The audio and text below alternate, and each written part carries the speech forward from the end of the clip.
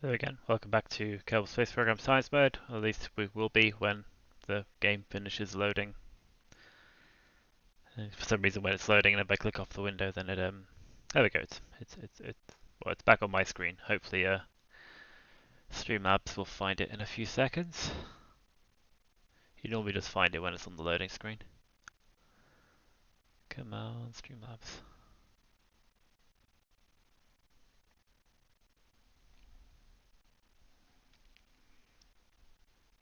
So take a few seconds. Anyway, yes, Kerbal Space Program Science Mode, part 30 now, which the game's running now, so it should find it. There we go. Right, yay. Right, yes. So yes, Kerbal Program Science Mode. We are, yes, part 30, as I was saying. We have pretty much finished our Moho preparations. We only need to select a budding crew and send it up to board the main ship. So now we're focused on our other impending transfer window, which is to Dres. We started designing a Dres Lander with mini lander for canyon exploration. Last time in our sort of slightly longer bank holiday stream. So we're going to continue that, similar vein to what we did with the Moho lander design, which was to test it, basically finish designing the lander itself, give it a quick test on the runway to test the deployment process to make sure that Kerbals can climb in and out of it, etc. Then we're going to skip the manned moon mission. We're going to build the actual transfer stage itself. Test launching it, test getting it to the moon, similar to the upgraded Moho lander design. We'll try and do a unmanned landing on the moon, test everything there, because the moon is a lot more comparable to Dres directly. But let's continue on with the VAB, not the tracking station. Oy. But yeah, so let's go. No, that's so many things I have to scroll through here. So we're looking for Dres stuff, which is fortunately under D, which means that here. So I've had a bit of thought, had a bit of a think, and I'm thinking that this lander will be even better if instead of 2, we had 3 of these things, but we put the gap between 2 such that that's where the lander will actually be deployed. So the downside is that the Kerbals coming down the ladder will need to climb over one of them, but I feel like that's might be the so basically put 1 here, yeah, 1 there, and then we do 3 like that. That basically gives us a wider and sort of more circular symmetry on the old landing.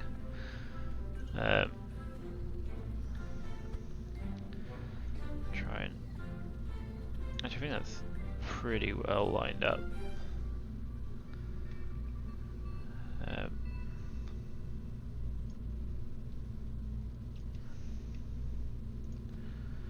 Maybe move these a little bit further around.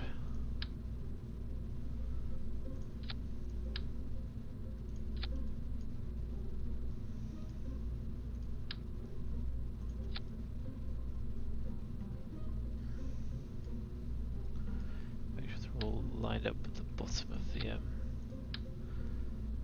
actual thing as well. Alright, I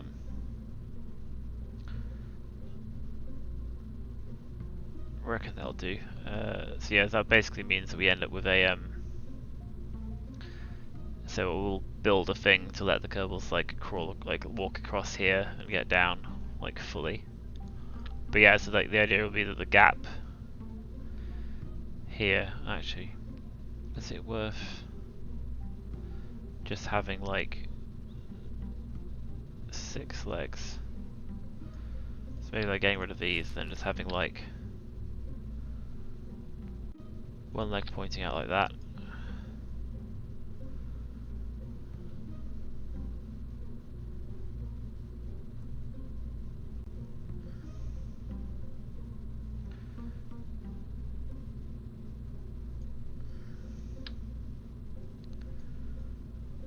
go with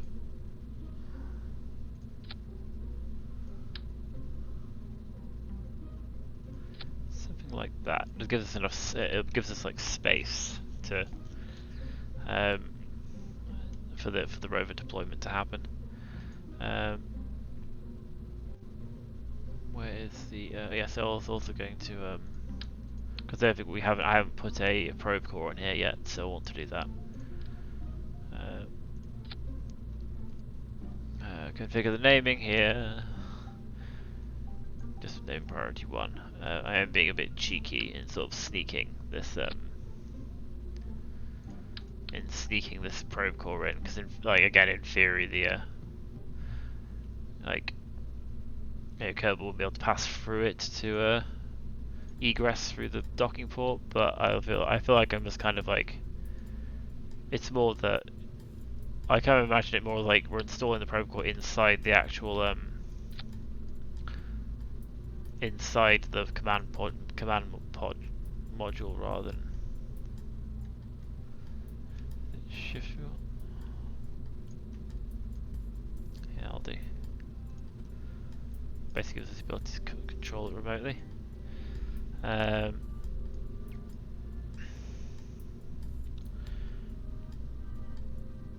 Right, we can also lower this down to the ground for now.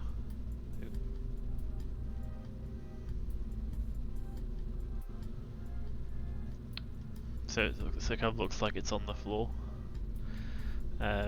which we will do the programming in a minute. So I do want to try and see if we can get some structural pieces here.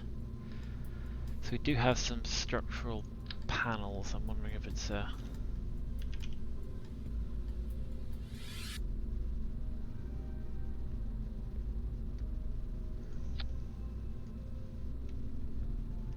basically just making it a bit easier for the Kerbals to walk across, because again I think we've got plenty of I say plenty, but we don't have that much. Oh wait, no, this is set to Kerbin, isn't it? No, we want this to be set to the Mun, or to Dres even. Which again, for some reason, is all the way down here. I have a feeling that might be a mod causing that. But 226, there we go, that's more like it. Yeah, right, we want to go with move. We want to bring this, that kind of works actually. Place, and I want to try and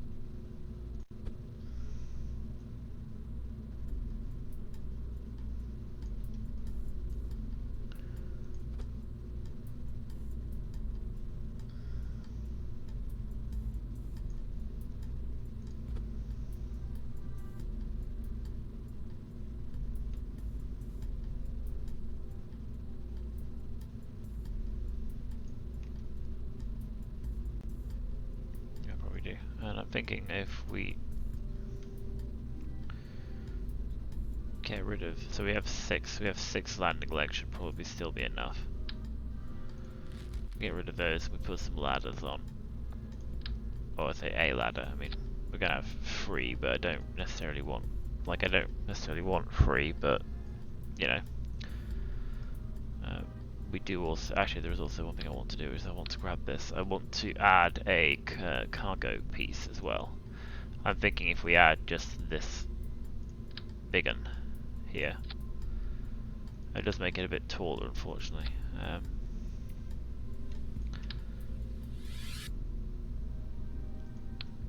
So where is the center of mass on this thing?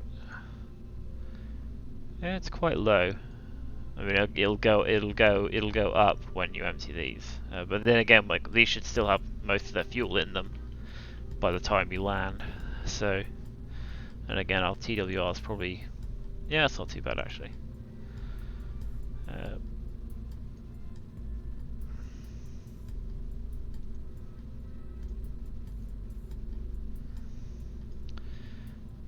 Yeah, go save what we got. Oh, you also want to put the cargo in as well, actually, before we do anything else. Go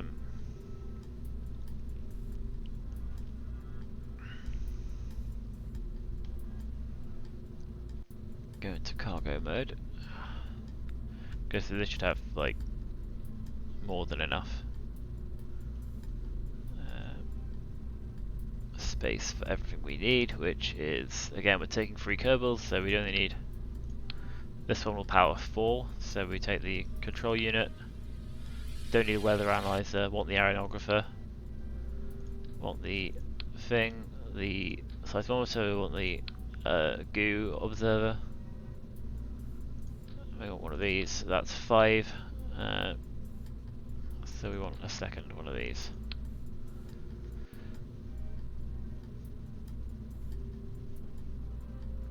I think that's everything we need. Again, there's a lot of storage space we're not using there. I'm kind of tempted to get rid of this and use the smaller versions. Just like on the sides here. Like not, yeah, those maybe these ones, or these are a little bit small. These are only like 60 liters. You can only store so much in these, but these ones you can store a couple of them.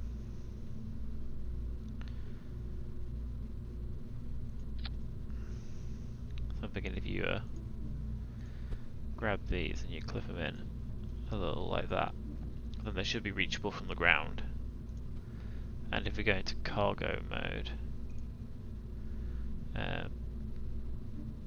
hopefully, if we grab again, we do one of these, don't need the weather analyzer, do one of these. We want the ED monitor, we want the seismometer, we want the communicator on ground, and then we want another one of these. So yeah, plenty of space.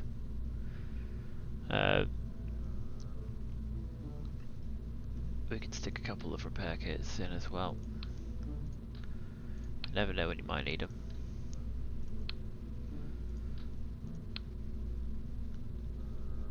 And we'll stick the EVA science kit in the command pod. Although there's room for it, we can put it down there.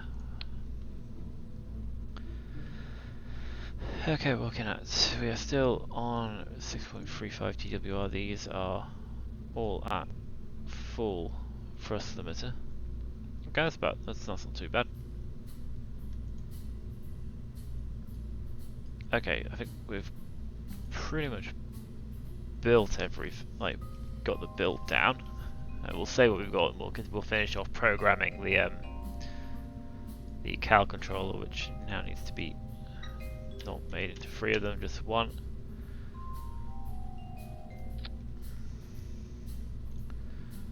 Right, cool. We do also want to go into action groups and modify this slightly. So I'm thinking, do we want the protective shell decoupling? Because I feel like if we decouple the airstream manually, then we can do all of the science from the ladders. My only question really is, Yeah, I might remove the I might deploy the airstream protector shell manually so that we can then climb down and do the science from the ladders, whilst it's all connected up and is technically one ship. So I think we remove that, and then we also want to add in the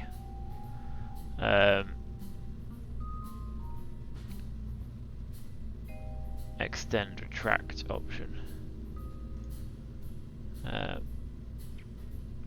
So at the moment, if we go back to here, the first 5 seconds are deploying the bottom decoupler. Then we want the shoulder hinge.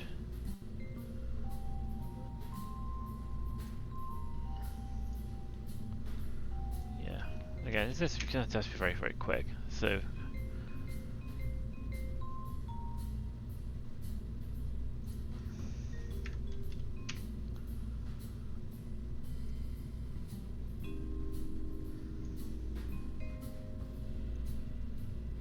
make this -85 as well. Yes, we sort of lower it down slightly, and then wrist hinge 1, which is this one, we want to add a point here for 5, and if we go down to here like so, add another one here at roughly 10, and then we make, I think if we make this -85 as well, it should straighten it up. Yeah. So yeah, and then hopefully that will give us enough clearance so we can then go to the arm, add our point here for 10 seconds, then probably give it like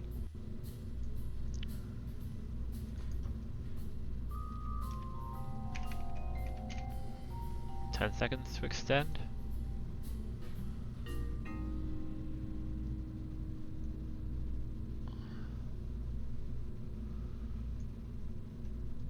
Well, it doesn't extend out very far, does it? We want this to be fully up there as well.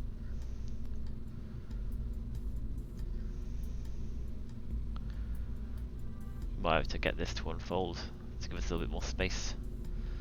So wrist hinge 1.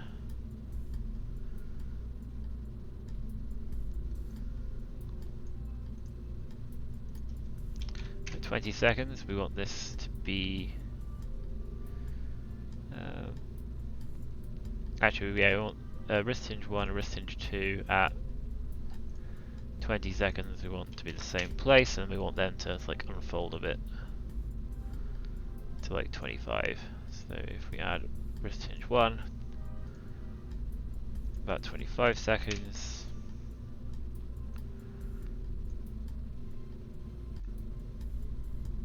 I guess we want that to be 0, don't we?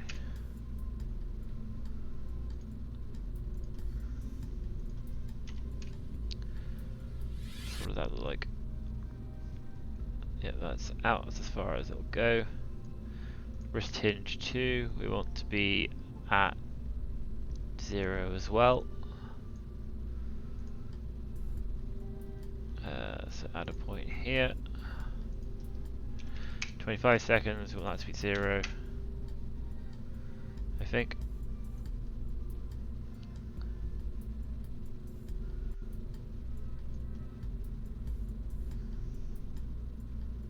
Now we want that to be not quite 0, -5 degrees.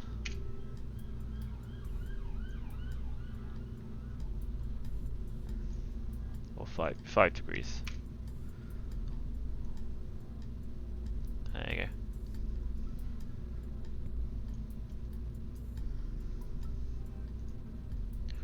Make that 5 degrees. That might be far enough out. I mean, I don't know that for a fact, but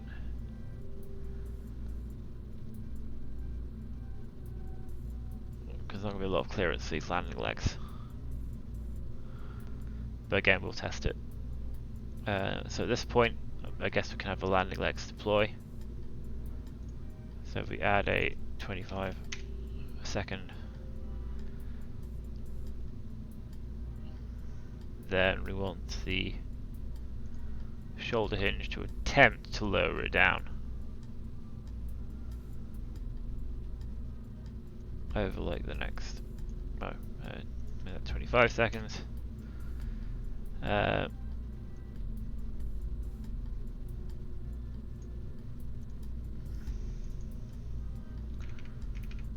Again, nice and slowly, 35. What does minus 45 look like?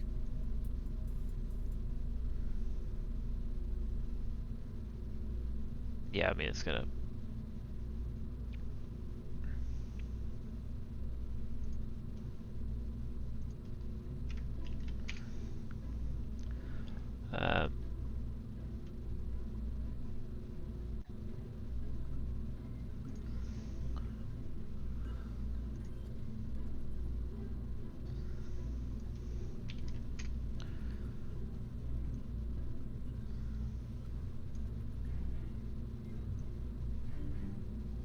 Need that to be further out.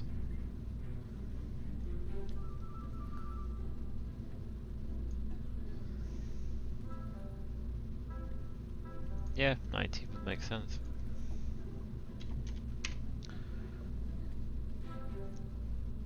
I make wrist hinge 2. Will now need to be some kind of 45-degree angle. Make that 45, and then make that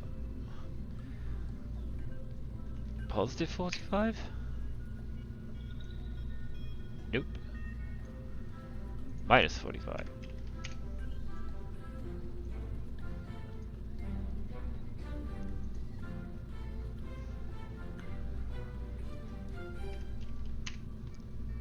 Again, that is hugging the side of the thing quite spectacularly. I'm almost wondering if it's worth.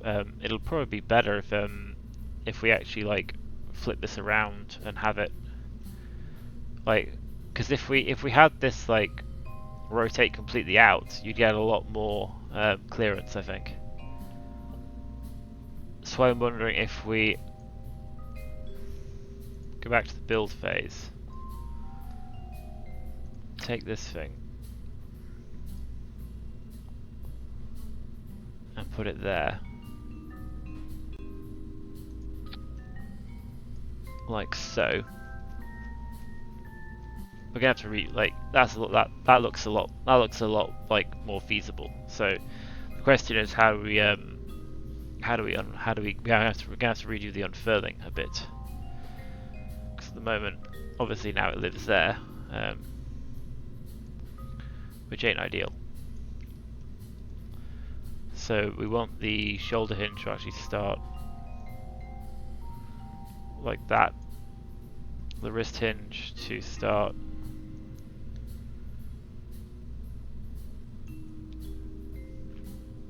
like so.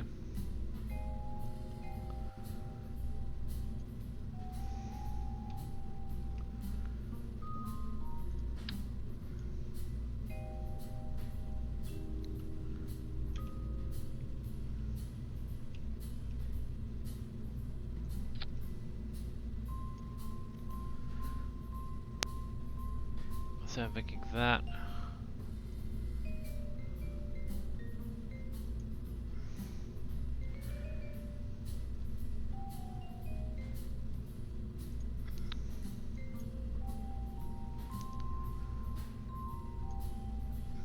Yeah, so basically what we're going to need to do now is going to need to rotate this up.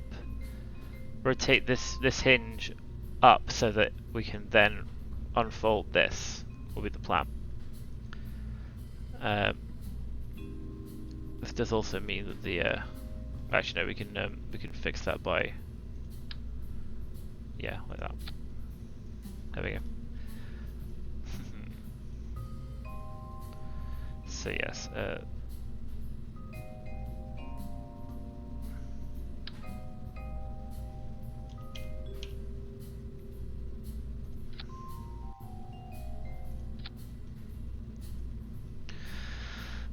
Okie dokie, right, so let's just make sure this is all, these are all where we want them to be, so we want these to be at, again, 5. Wrist hinge 2 is where we want it to be.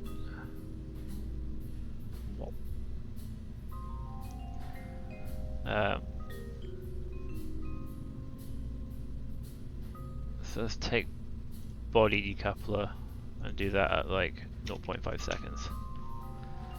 Then the wrist hinge 2 is the one we want to, so we want to start that, we want to add one at 0.5 seconds, where we then want it to be in position by, so we want this one to be where we need it to be, so I think this needs to be like, it's currently at 90, we want it to be more like 10, I think. So it's like, maybe not quite 10, maybe 10's a little bit, no, too aggressive. 30 maybe? Okay, 30's a little bit, 25. So it rotates up, still clips in a bit, but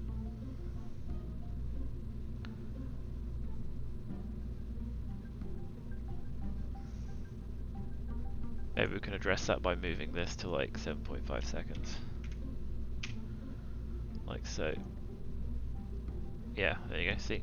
So it rotates up, and then down like that.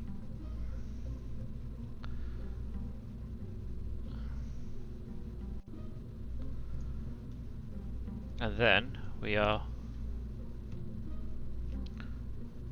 much clearer of the, we're much clearer. Then this might go a bit crazy. Yep, this is gonna go a bit crazy.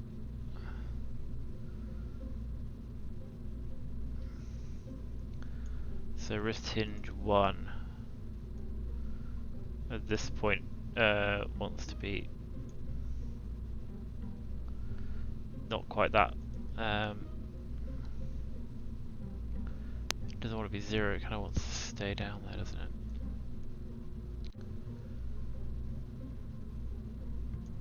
What's this value? 85. We don't need it to be 85, do we? Because it's no,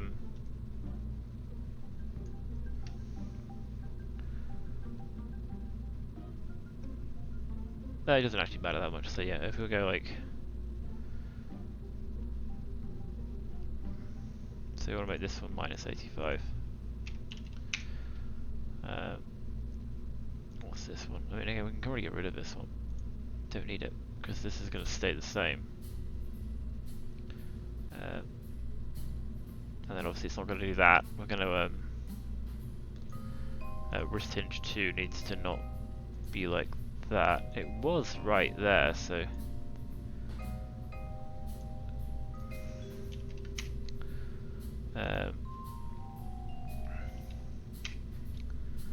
85 maybe?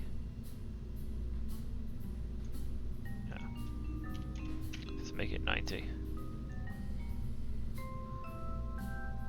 And it's gonna it's gonna go what like that. It's just gonna do that.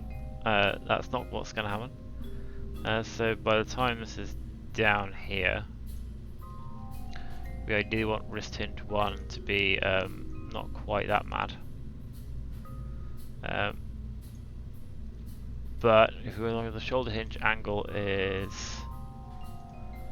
minus 45 by that point, so wrist hinge 1 is going to want to either be minus 45 or 45, depending on what that makes sense. And we're probably going to want it to stay there. Wrist hinge 2 is currently at minus 45. We want that to be at 90, I think. Yeah, we want it to stay where it is. There you are, it's like nicely near the ground.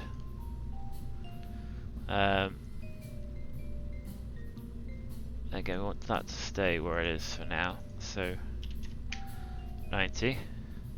At this point, the landing struts should have been deployed. So this thing is now, again, if we extend these, then this is basically on the ground, isn't it? I think it's slightly lower. So if anything, we want the shoulder hinge to be like maybe minus 40. Just a little bit higher.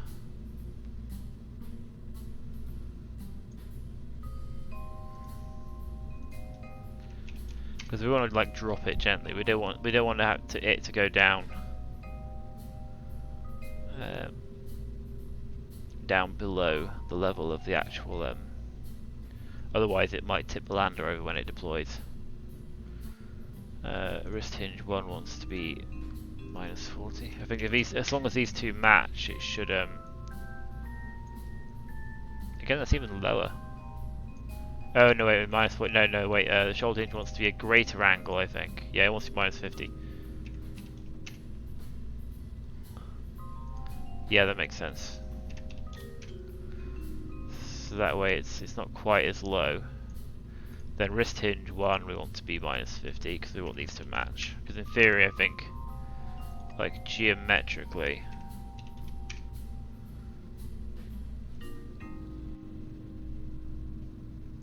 yeah, because these are,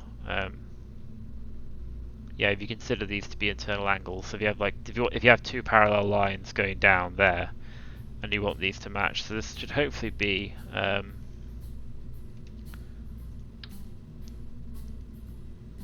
yeah, ever so slightly above. It's nice and far away. We leave this here for, so we're currently at like, what, 35 seconds. Slide these up again.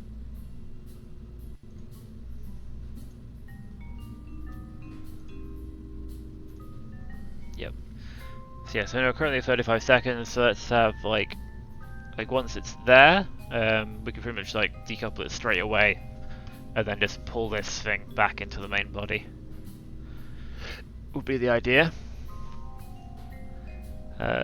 So arm decoupler, let's add a point and let's put it at like 37. So 2 seconds after we reach this point, it decouples. Then you know, this thing should be detached. I guess the main thing to do is to retract the arm. So if we add a point here and give it like 40 seconds, and then we just, like, this can be done quite quickly because there's no weight on it anymore. So by like, you know, 45 seconds maybe, this value is at 0 and it remains there. So it'll get warp. Start these subtracted again. And then, yeah, we just take the shoulder hinge and we add a point at 45, sorry. And then we just, and then by like 50, we just 90, I think. Just whap up straight back in there. And then we leave it at 90. So let's have a look, see. So in theory, let's just fix these struts because they're not quite.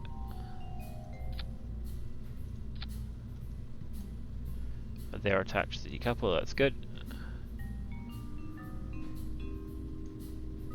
It's not quite in the center, but I feel like it shouldn't be too bad.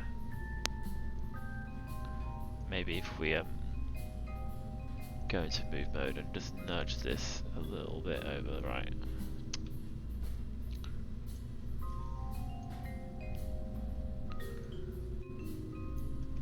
Like so, then it should hopefully be that's a lot more central, if nothing else. That's about perfect. Not going to get much more central than that. So yeah, so now if we go through this, so this decoupler will go first, basically releasing the bottom of it, which basically frees it up for the for the wrist joint to hinge it out. We then flip the entire armature out, we extend it, we lower it down. Like at this point, these legs deploy. Lower it down gently, decouple, it drops onto the floor, and then we pull the arm back, and then we're done. Cool. I think we just hit play like this. We should see what we're doing. Yeah. Rotates out, pulls it down, extends it out.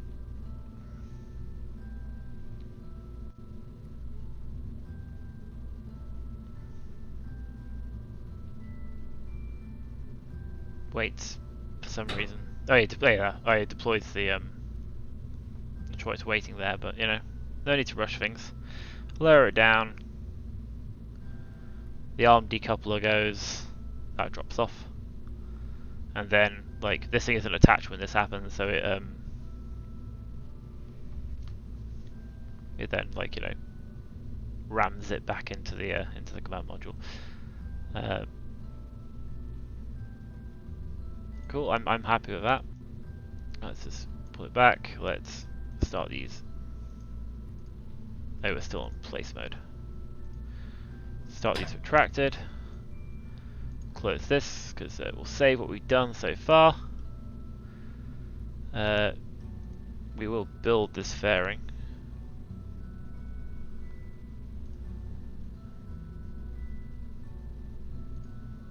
Close it. Let's. Don't like orange. Gold is. I don't think gold is actually any different a colour. But yeah, I don't. Yeah, right. Cool. I think that's. We're nearly ready for. Nearly ready for testing. For initial testing, I do want to sort out our action groups. So, actions. That's control thing. So custom 10.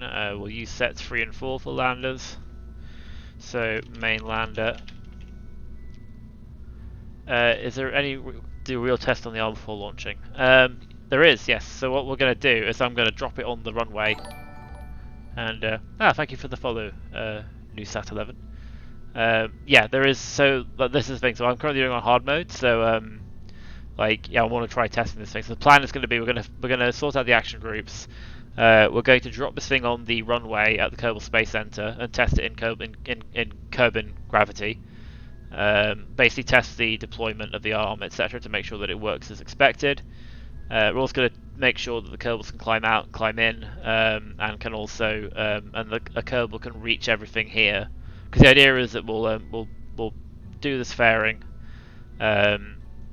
We will have a scientist Kerbal climb down and make sure that he can do all the science of this stuff before we detach it, so that we then have like a set of science from wherever we land. And then the idea is to take the mini lander, ideally into the canyon if we can. So mini lander. So the main landers, custom 10 is my normal solar panels, etc. So we'll do solars and antenna for that one, and then in mini lander we do solar. We do these solars, which I think there's only these are separate. I think. Also, I don't think these aren't. Yeah, these aren't actually in with like these don't have symmetry at the moment because I made it asymmetrically. So we add those. We do want the gear. Right, I wanted to make sure. Yeah, I don't want these landing struts to respond to the main gear. Oh yeah, we need to be in default mode. So I don't want those two, but in mini lander, I do.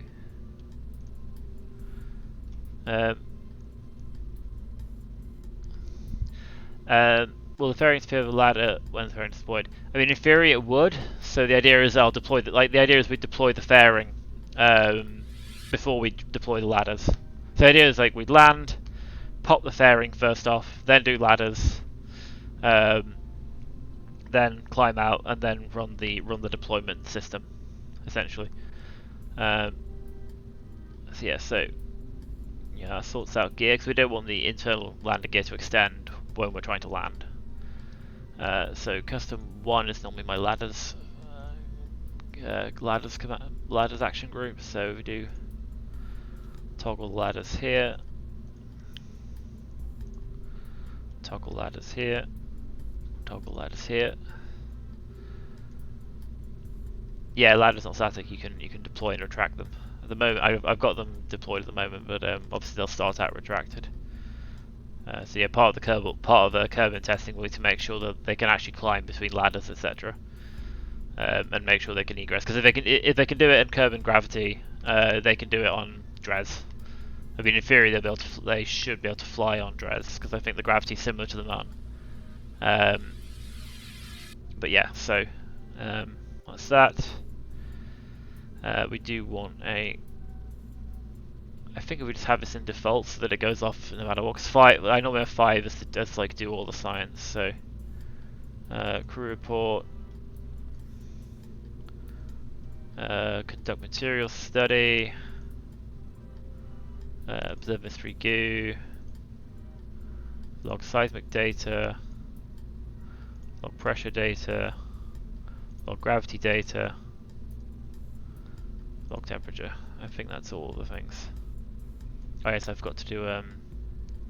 There is a ladder on the mini lander as well, so we'll have that there. Ah, thank you. Ah, I'm really digging this design. Nice work. Ah, thanks, Noose. I assume you don't mind me calling you Noose, so I'll call you Noose11. I can use your entire username. Up to you. But yes, this is somewhat similar to the one I've got ready for going to Moho, but the Moho one is my testing of that it tipped over when we landed. So I think that's everything we need. Oh yeah, I also want to shut down these engines, toggle these engines with actually yeah, main lander. Toggle these engines so I can shut them down. Because the idea is that once we've landed, like the upper stage will be our return stage. So once we've landed, we can shut these engines down and we can set up our throttle without accidentally taking off with the lower stage. But cool, yeah, I think that's all the action groups. So let's do this. Save it. Make sure our state, I mean, like the staging at the moment isn't that much of a priority because I mean, essentially, yeah, we'll have all of these go. Then this one is, I'm not sure I can't remove the engine from staging. I don't think. And then this is our return module, which will activate at the same time. Cool. Let's just double check crew because like when we do we do want at least one scientist. Take an engineer as well, but I think we're going to switch to. Let's switch to the spaceplane hangar because I want to launch it from the. So double check crew. The crew resets when you switch hangars. Let's just take bare mode. So we're going to see what we're going to. Right, yep. Let's try launching this.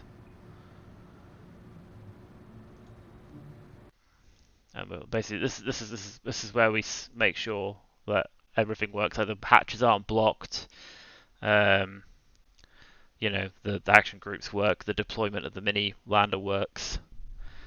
Yeah, that's basically the idea.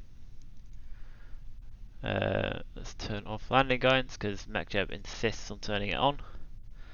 Cool, right, so here we are. What we will do first off is we will try deploying the fairing. Cool, very silent deployment there, worryingly so. Let's just hit, let's just put ourselves into main lander. Hit 0 to deploy our solar panel so we don't run out of energy. It's not really likely going to happen, but you never know. Let's deploy our ladders for the main craft. So yeah, this is like stage one will be, you know, can our scientists do science? We don't need to do science because we've logged all the science we need from here. So we want Macfrid to EVA, and again, if they can do it on Kerbal, they can do it anywhere. So he can crawl down or climb down. Cool. This is where you'd be doing science from. Can he reach everything? He can reach that. He can observe the mystery goo. He can reach this. He can reach this. He can reach. Yep, I'm pretty sure he can reach everything here. Oh, is it sunset? Oh well, it's getting dark. I have to finish this testing off. Yeah, so you can access all of these. You can access. Well, I think you'll need to actually. Let's just take some gravity data so we have something to store. Okay.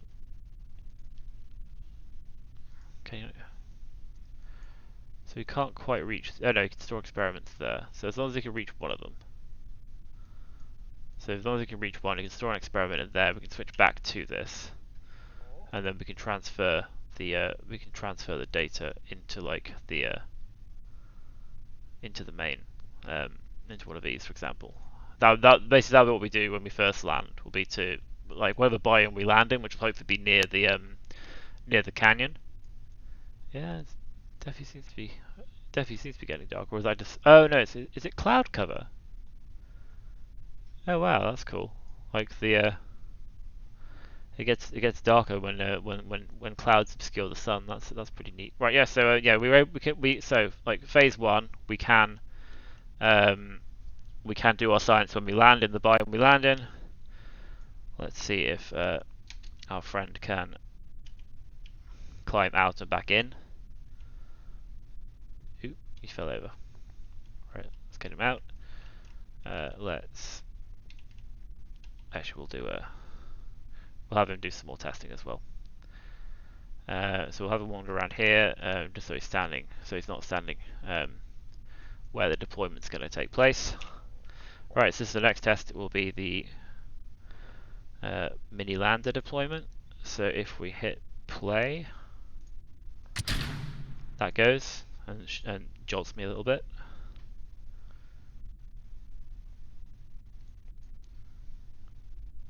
No, it's not. Okay, these yeah, these should have gone. They did not go. Okay. So yeah, it's trying to deploy it.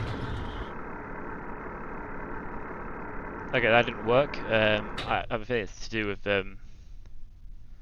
it might be because this is upside down. Maybe it needs to point the other way.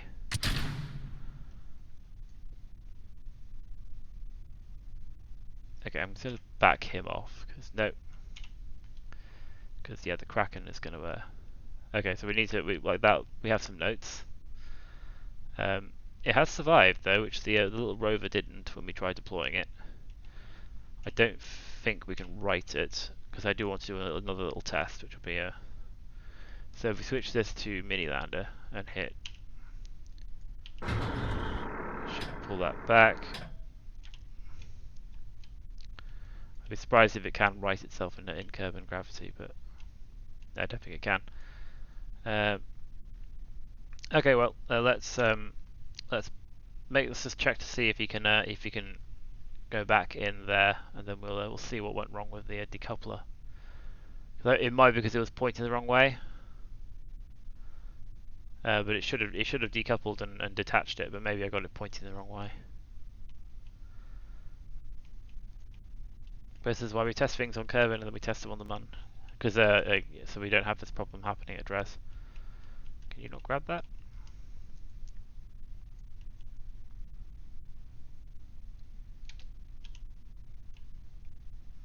Right, see if we can climb up.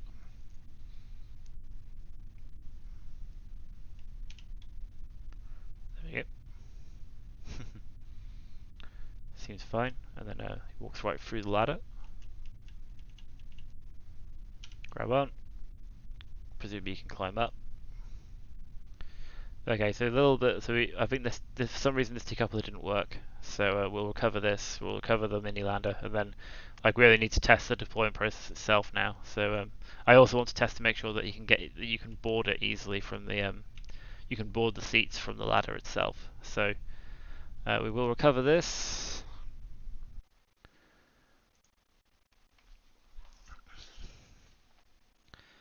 We shall see what went wrong with that decoupler because it didn't detach it from the recharge.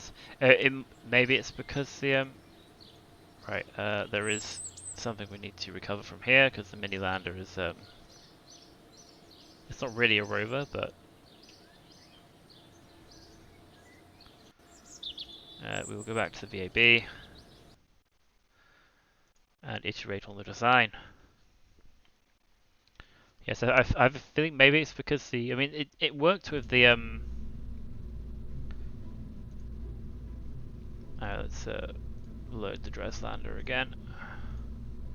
So it worked with the. I wonder if it's because the decoupler's the wrong way around.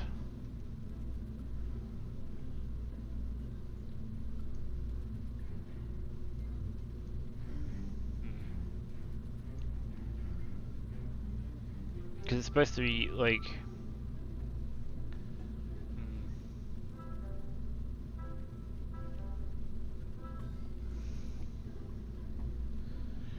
It's also going to be needed for this, if possible, the attachment to the arm and stuff too.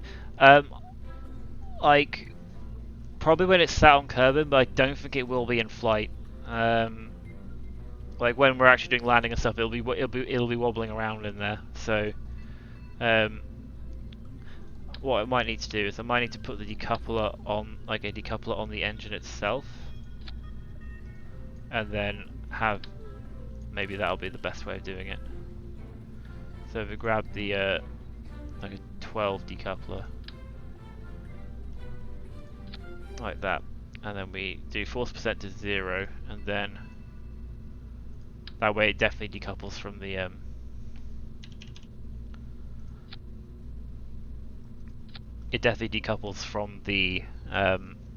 ship. So we'll try that. We'll save it.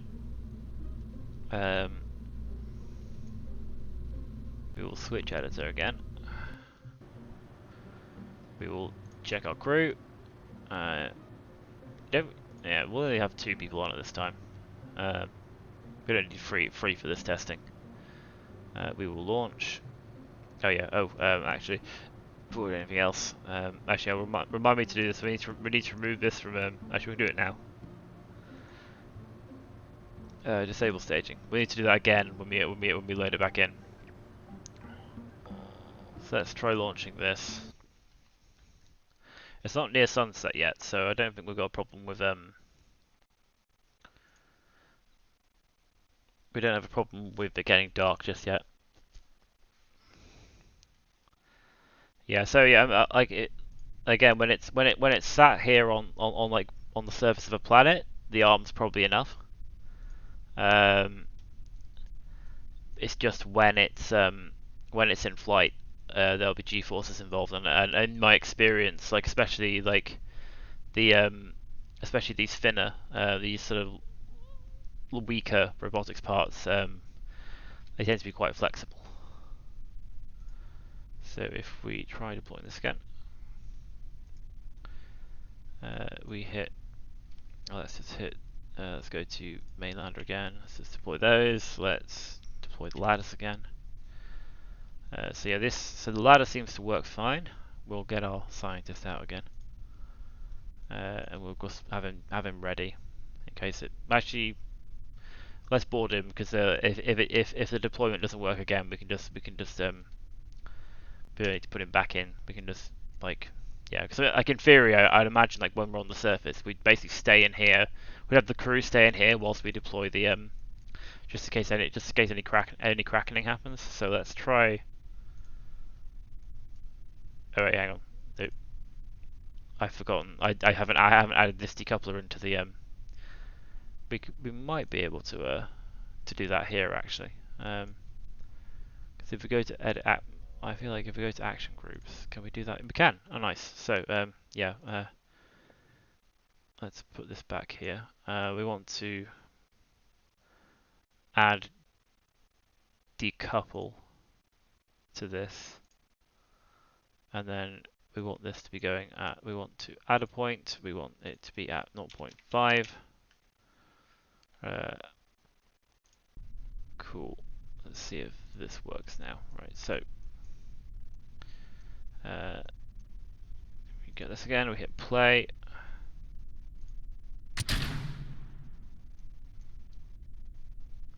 There you go, you see it's quite wobbly. Like it's not. This is in curve and gravity, so it'll be better in it'll be a lot better in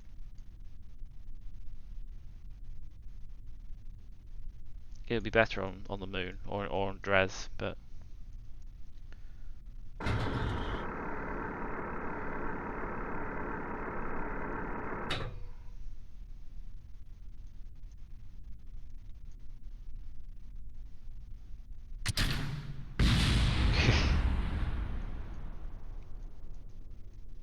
okay.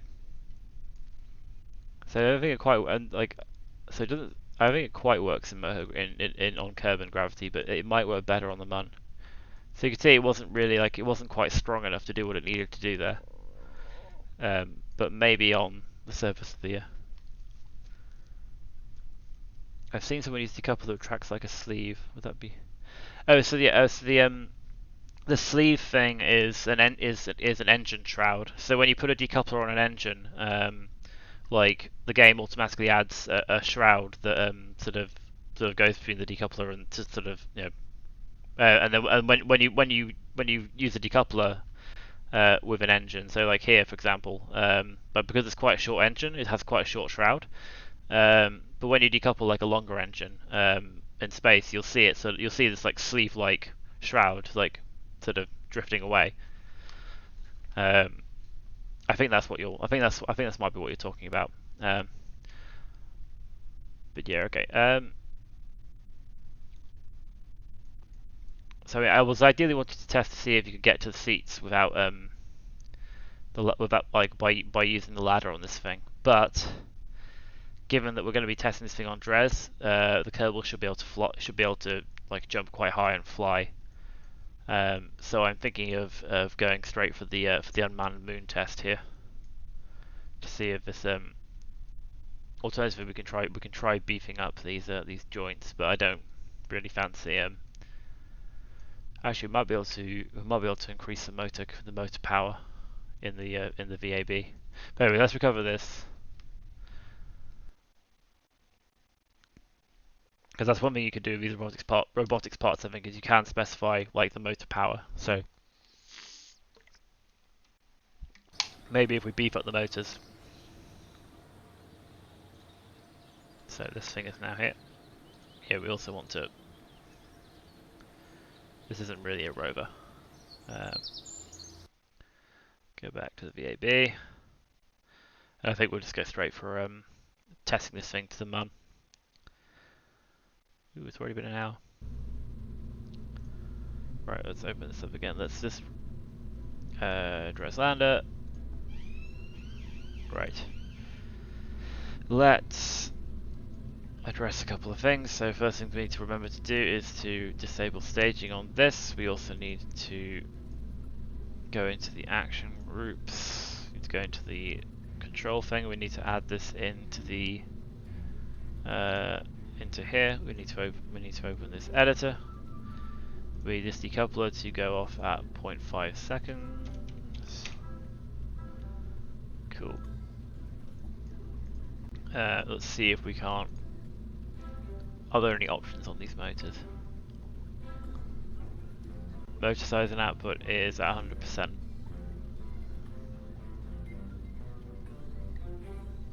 So it's already the biggest it can be on this size. But that's fine. Again, I feel like maybe it'll do better in lower gravity. So I'm thinking we go straight to the Mun test. Right, is there anything else we need to do here? I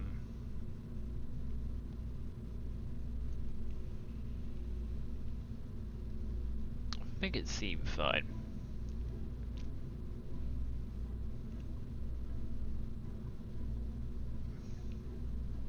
Oh yeah, I wanted to configure the vessel naming here because it'd be Dres Mini Lander. We'll give this priority like 3, and it is a lander.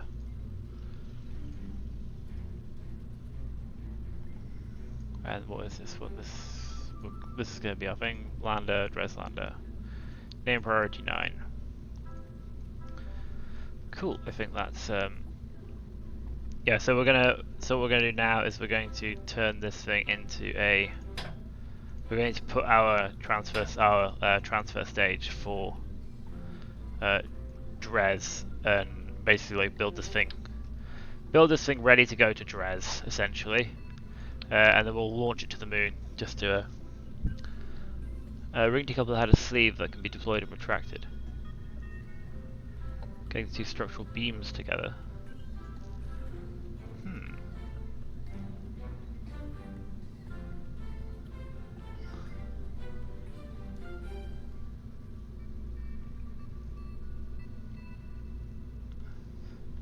You don't think it's not the inflatable airlock, is it? Because this thing can extend and retract. It might be or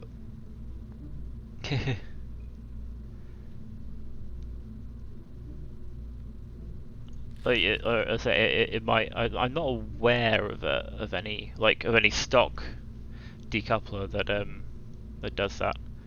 I mean,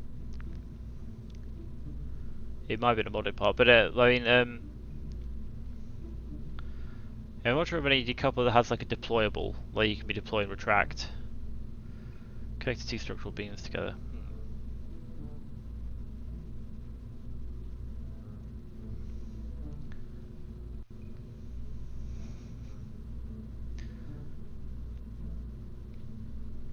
Yeah, I'm not 100% sure what exactly what you mean there. But that might just be me. Like I haven't used all the parts, so it's possible I'm just not aware of the part that you've seen being used. But I mean, 6 down on the menu, first column. 1, 2, 3, 4, 5. This one. Or do you mean 6 on this menu?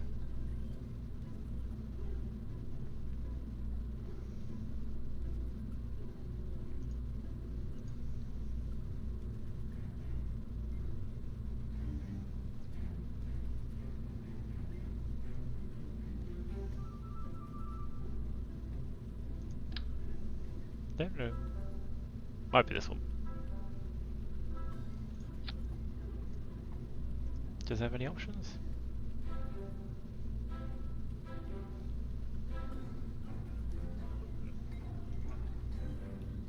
The first one I pointed to.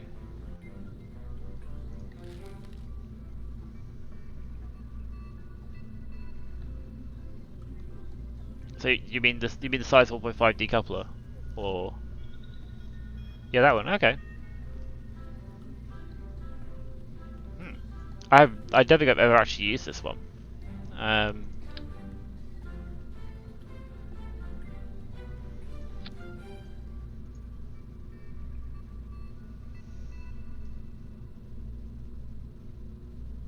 don't see any option to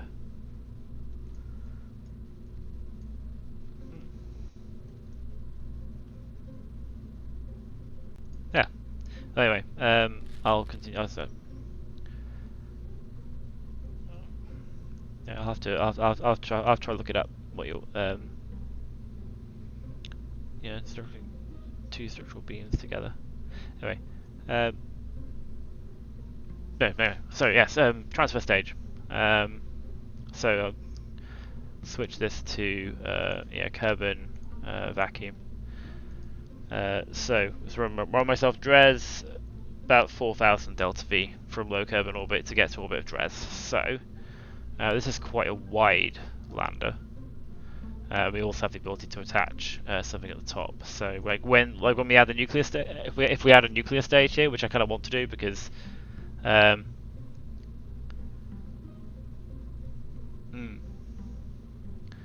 it might have been yeah, it might have something similar to that. Like there are some in the structural that are kind of similar, but again, I've got some mod parts on here as well, so so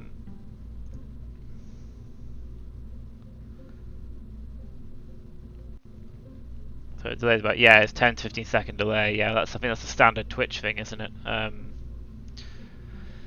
Yeah. So like if you look in so you have like payload stuff which have like doors and things, but yeah. Anyway, so yeah, so well, like if we attach a nuclear stage, which I'm inclined to do, because a nuclear stage will mean we have lots of liquid fuel that we can refuel our mothership with, which again we like, so we shouldn't need to, because the mothership should have enough fuel to get to Dres and back. But I want to have extra fuel available if necessary, because I don't want to strand my Kerbals.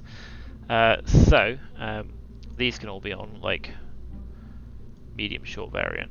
Although the middle one will be, because I don't think we're going to be attaching anything to these ones. So we want a nuclear stage. Nuclear stages are usually the most efficient for interplanetary, but also they only use liquid fuel, so you only need to worry about bringing liquid fuel with you. Since these engine plates act as decouplers, we don't need a decoupler to attach a what essentially I want to do, which is a don't necessarily need a docking port. See, oh yeah, I think I'll do what I did with the other one, which was to grab an engine plate like so, flip it over, stick it on there. We'll turn the shroud off, we'll disable the staging, because actually, if any, yeah, actually there's two shrouds, let's enable the shroud and enable staging here.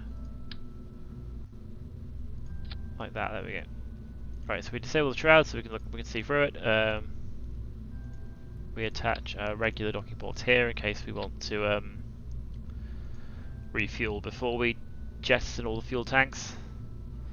We re-enable the shroud there. Where is this decoupler going? This decoupler is going to be going in the same stage as this one. We then add a clamping toward docking port senior in case we want to refuel from the back, like after we've ditched the fuel tanks. And then we add a service bay. We'll add in our probe cores, etc. in here. So remote guidance unit. Dres Lander transfer stage.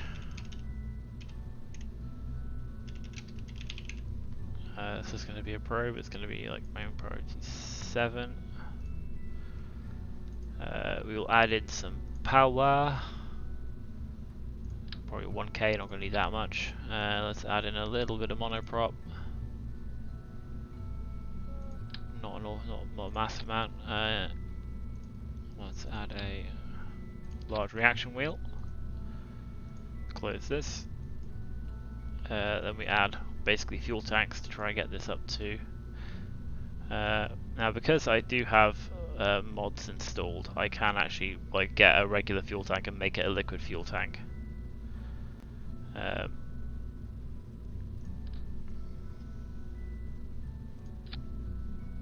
These could be. You could also disable these from staging because these aren't going to stage. Oh,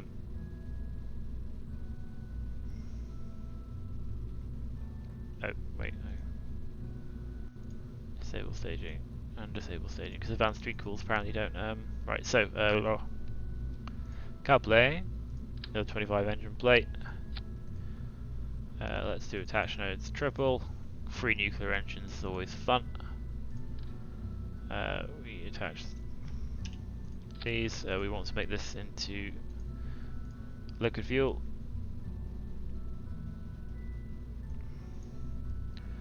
And we want to make sure that these are next propellant. We want this to be liquid fuel rather than liquid hydrogen.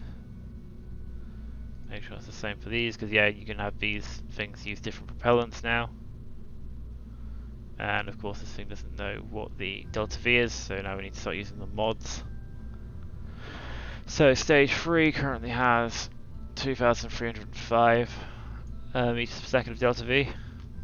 Thrust weight ratio 0.29, which is, you know,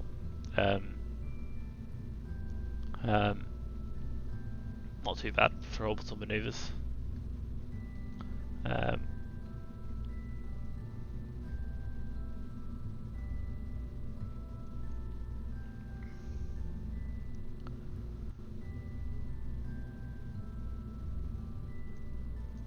But I am considering whether we want to. I think I might actually do what I'm doing with the other lander and just like launch a massive thing full of fuel,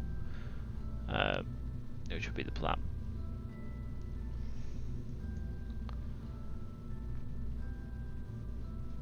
Right, so we want a structural tube. Good old Catamaran design. Probably want decoupler as well, actually. TD12 decoupler, flip it over, pop it on there, grab a tube.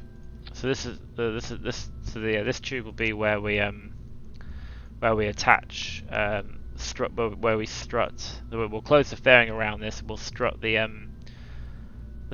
side boosters to this. Will be the plan. So we want a few separatrons just to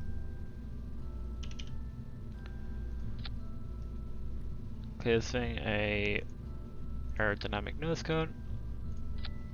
There we go. We want to make sure that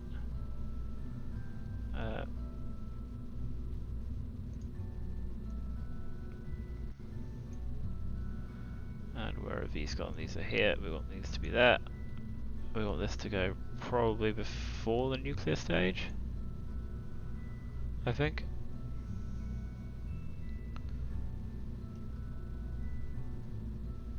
Yeah. We will add a fairing in here, which will be the 2.5 meter fairing, which ain't going to be wide enough. Yeah, that was okay, new plan.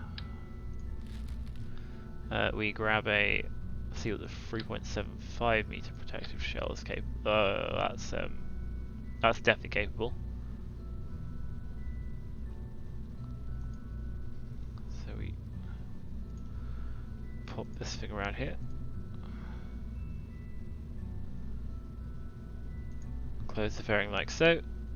And then we stick it with, so we're going to be using larger tanks here. We do have liquid fuel fuselages available now, which is just like pure liquid fuel. And these are kind of interoperable with the 37 engine plate. Make this a quadrant, make this a 4x1. I mean, why not? Will the one even fit? Kinda does. We want this to be liquid fuel. We want the central one to be liquid fuel.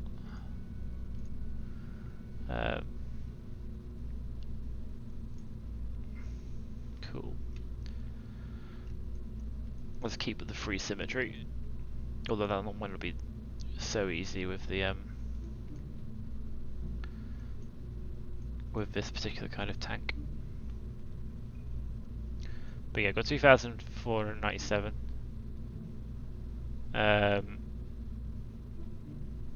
947, sorry. That's really nearly 3,000 already, so we're probably not going to need too much in terms of like extra fuel capacity. But we will see what we will get when we add. We'll switch this to. I'm kind of cautious about. Yeah, Actually, I think it would probably be better because like if you have like 2 symmetry and then 3 symmetry, there might be an imbalance there. So I'm thinking it's probably better if we ditch that and just go for the 37. Like an S3 size tank.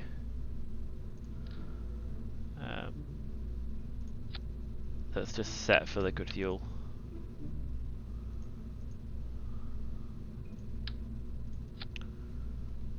You already get 3,000. That's nearly enough to get there.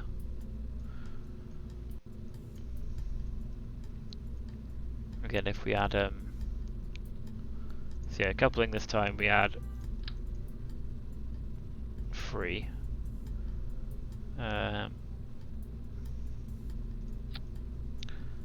Like so. We probably don't need that much structural spacing going on. I think maybe like one of these will do. I do know it likes to flip the tanks over, and then maybe just like 2.5 meter fuel tanks.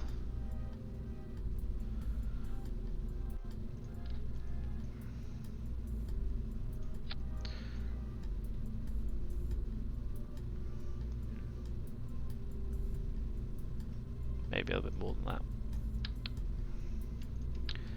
So we had a second one of these, and then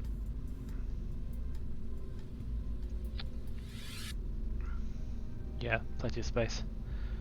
Actually, I'll grab the larger one. Shimmy them up.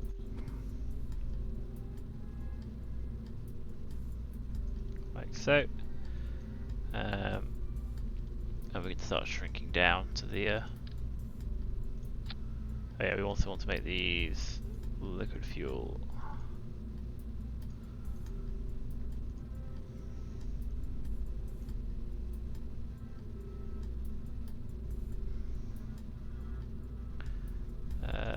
Narrow it down further. Okay, we don't really need that much in terms of like actual fuel capacity. We just kind of want height.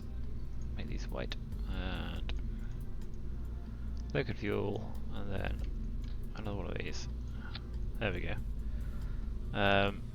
Which will basically give us, hopefully, if we sort this out,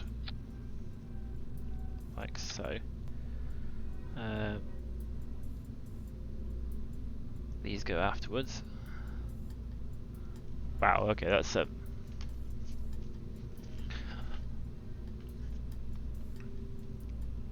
that's considerably more than we need.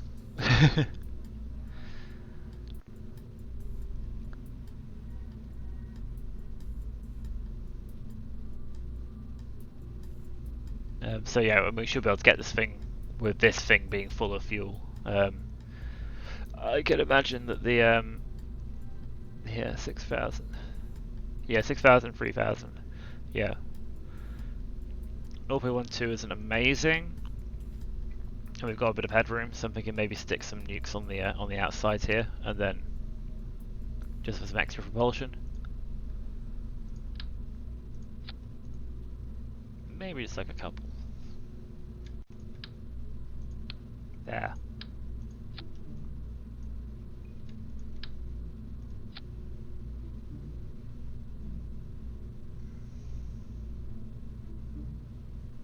And we will want these in staging, because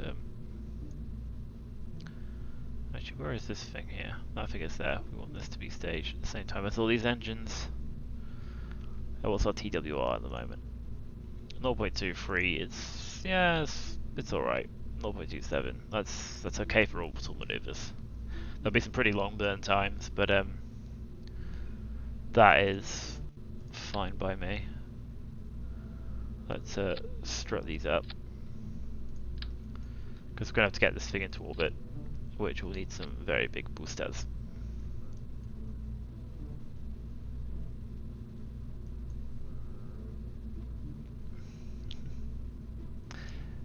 Very new design, I like it. NASA should start taking some cues from KSP streamers. I mean, supposedly like there are like people who work in the aerospace industry who sort of got their interest in it was kicked off by Kerbal, and from what I understand is that there are people who like professionals in the industry who do like to play around with Kerbal. I mean, it's not a super accurate physics simulation, so there's a fair few, like for example, I'm pretty sure like these struts are a lot stronger in KSP than they are in they would be in real life. I'm pretty sure these struts are essentially like infinite strength. They could hold things together which really shouldn't hold together. So I think there's definitely some there are some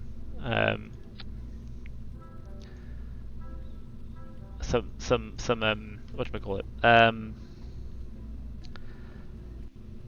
not corners have been cut. It's more like some accommodations have been made for to make the game more fun. I mean, you also have people who play with like realism overhaul and realistic solar system, so like you actually have like a full-sized Earth rather than Kerbin, which is like a tenth the size.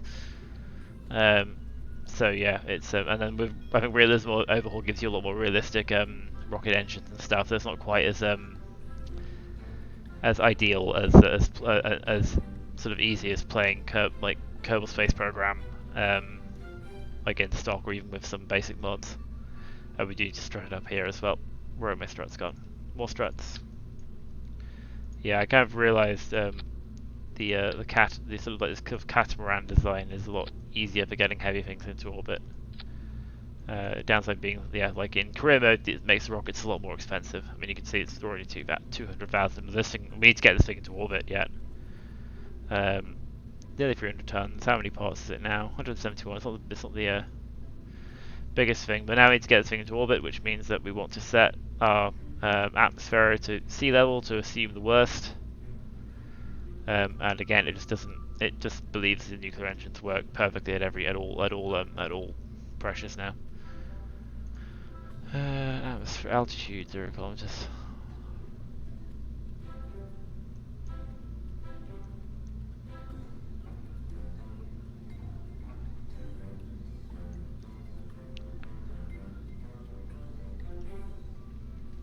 Anyway, so yeah, we set this to sea level to basically assume the worst in our engines at all times. I follow several people that do very complex designs and attempt to make it as real world as possible. I know there are some things in KSP that aren't actually possible in the real world applications, but some innovative designs might make as much. There we are now. Also, I think the so a lot of the stuff, like the nuclear engines, for example, are based on actual concepts, and I think a lot of I think like some KSP. So like the KSP2, some of their like development stuff has been like about the various like new sort of like more like near future kind of conceptual technologies that they're going to include in KSP2. But I mean, like I say, so like essentially like a lot of the like the rocket sort of ideas and like engines are kind of based on real things, but obviously like in Kerbal Space Program the rockets are a lot more are like 100% reliable. I think there are mods you can get where like you can sort of where it adjusts that so that like you don't know for a fact your rocket engine's going to fire up for the third time. But again, that's just like a lot of like real world stuff. I mean, like for example, if you've been following the Starship like testing regime, obviously they managed to like land serial number 15 yesterday or like last night in my time zone. And like if you're doing that in Kerbal, you could probably get that working in like 2 or 3 launches, but a lot of that iteration was things like like I'm pretty sure like pretty much every single sort of failed landing of SN 8, 9, and 10, 11 were all variations on something to do with the engines, wasn't it? Like it was like an engine reliability thing, and obviously if you did that in Kerbal, the engines work perfectly every time, so you wouldn't have needed to do 4 landing attempts to get it down. But obviously like if you install like a mod or something that sort of makes your engines less than 100% reliable, then maybe you'd have to like account for what happens. And this is again something the I think like Apollo had to like NASA had to do with Apollo, hence the whole like free return trajectory. When you do your lunar injection, you do it in such a way that you go around the moon and come back, and then enter the atmosphere. Because if your engine fails when you try and do and it doesn't start when you try and do your your capture burn in lunar orbit, then you're not stranded. I think that was the idea behind the free return trajectory anyway.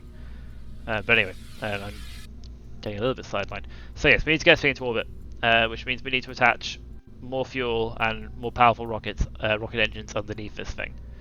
So again, it's about 3,400 delta V if you do it to get into Kerbal orbit. So that's basically again, these are decouplers. I think we want these all set to long because these engines are quite long. If we go to fuel tanks, we can just stick. Actually, it's probably worth adding a little bit of command and control to this as well. Give us a little bit more steering. Because I think ideally, this entire thing's probably going to be going to. Oh yes, we also need to strut things up because I forgot to do that last time. If you saw my previous stream when we accidentally the VAB, and then had another failed launch afterwards. We must strut things, otherwise things will fall down. Otherwise, rocket fall down. Strut those. Got some struts up here as well, if it'll go. Hopefully that'll be strong enough. But yes, so well, still getting sidetracked. But that's hopefully strutted up enough that it won't fall out.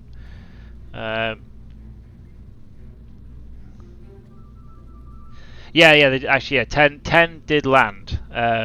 So I think it landed a bit hard, but harder than they anticipated, and because of that, it suffered some damage and then subsequently exploded. And if I recall correctly, I think Elon said that that was due to I think it was commanding a higher thrust from the Raptor engine than it was getting. So again, it was an engine issue, and obviously SN15 has the new generation new and improved Raptor engines, which will hopefully demonstrate that they are way more even more reliable. Have you not managed to see it? Yeah. Oh, sorry. Spoilers. If unfortunately, a spoiler warning.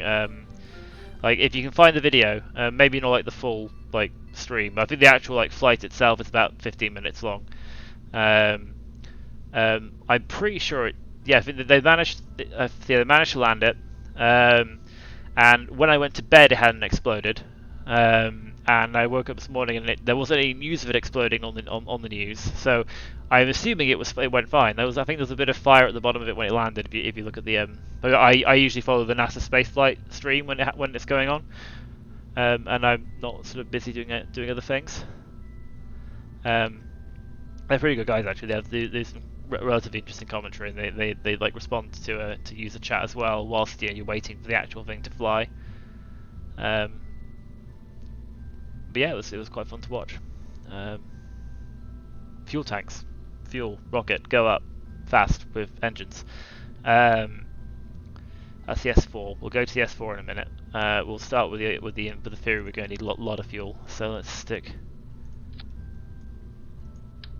Oh, that's a bit too. What's medium long on this thing? Medium long. Oh, that's better. Medium long is where we want to go. Medium long. I assume this is also medium one. Cool. Again, we're probably going to need many rockets. So we will go for the. I think this is the one, isn't it? If we go for.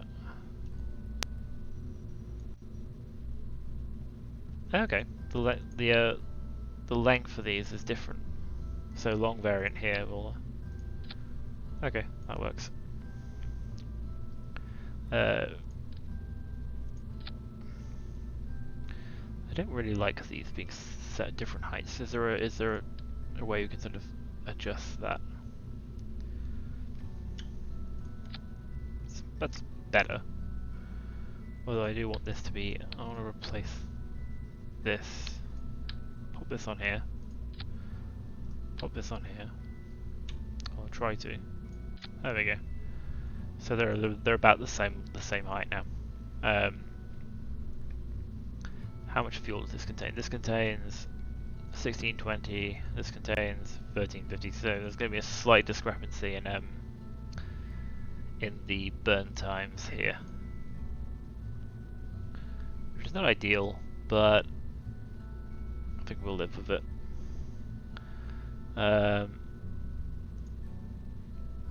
Engine plates.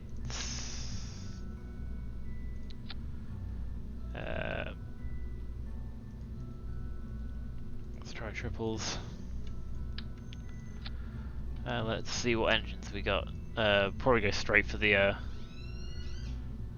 maybe the mainsail, maybe the Rhino is actually the Rhino is just a big engine, but it's vacuum optimized, so not great for launches. Does this thing even have a bare mount? No, it doesn't. Again, it thinks it's an interstellar fusion engine. I don't know why it thinks that of all these engines. I think the mod's screwing with things. So we want.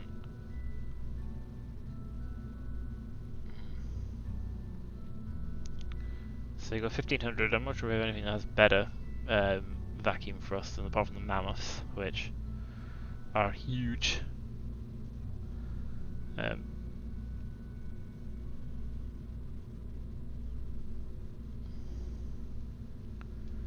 go to the Rhino, Mastodon.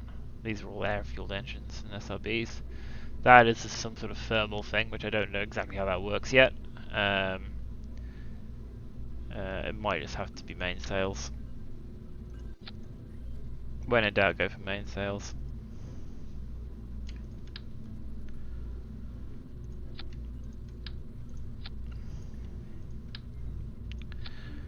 Right, let's have a look, see. Well, we want all of these in the same one.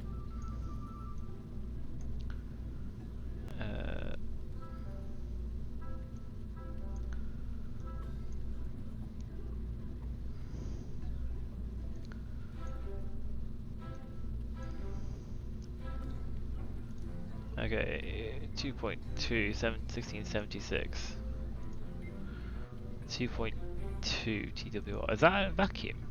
That's sea level. It's a lot of TWR.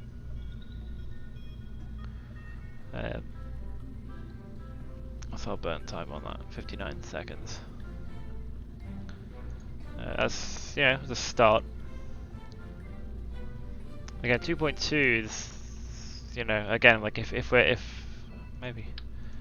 maybe like triple nodes are a bit overkill, then maybe. Let's switch these to double nodes.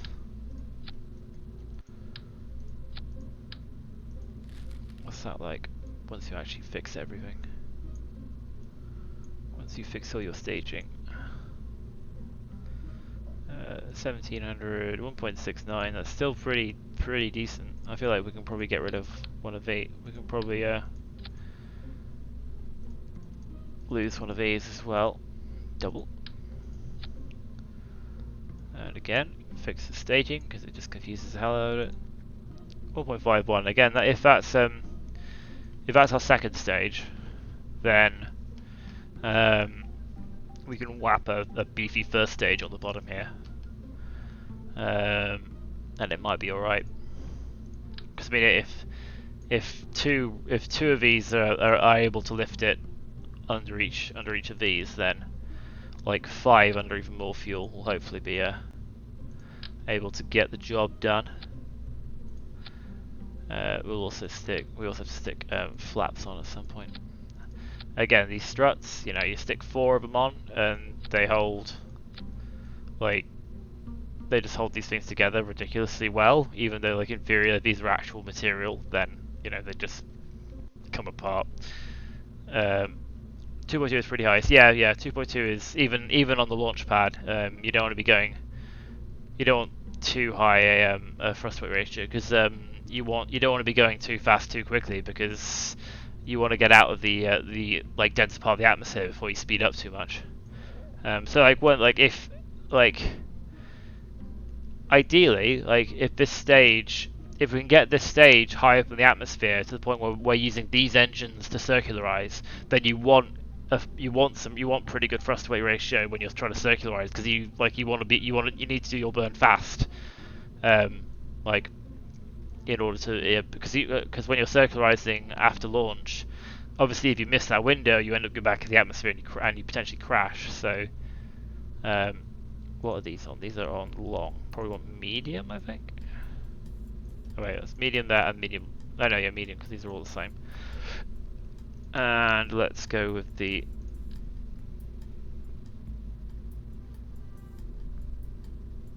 maybe medium long. And then medium long here.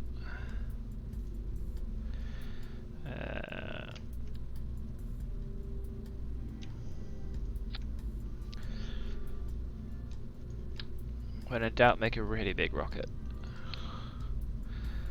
And then let's just stick that's the S3, I want the S. I feel like this might be a bit overkill. Maybe a bit overkill. I mean, we've already got 1700. We're already halfway to orbit in the second stage, so I feel like maybe these might be a bit much. Maybe go for one of these.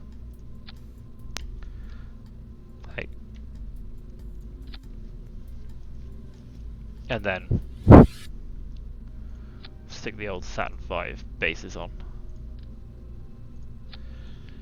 because everything's better with Saturn V bases.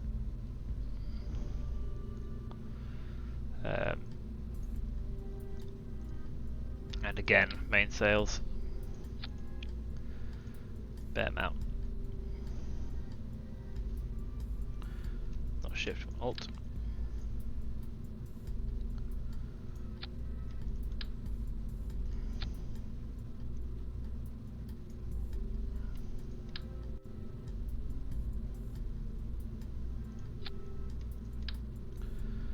The joy of science mode is not having to worry about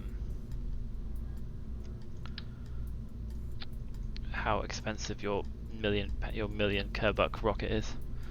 Right, all of these going in the same thing.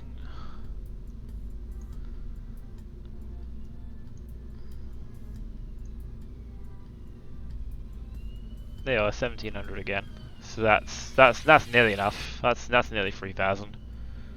That's what, 3000. Yeah, 3400. And that's assuming, and bear in mind this upper stage will have even more delta V because we'll be high in the atmosphere when we actually get there. We do want to check our center of mass, our center of aerodynamic sense, which at the moment is non-existent, but that won't be true. Yeah, so this plan is basically to get like the lander and just so much fuel to Dres. What's this thrust to weight ratio at the moment? 1.57, which is about right. You know, you're on about 1.57. About 1.3 to 1.5. Like obviously you need enough thrust to counter your weight and then some more to actually start going up. We do want some struts. And we want some aerodynamics as well.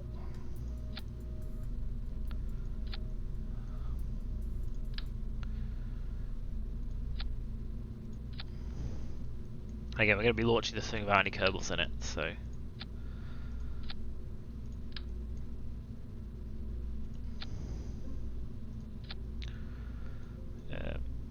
how many parts we at? We are at 262 parts. 1,000 tons. Well, no, 2,000 tons. We do want some fins. Fins. Big old fins.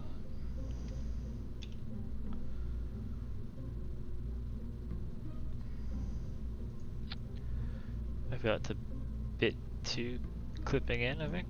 I think maybe we just go with 3 on the middle, so that we're sure that not great.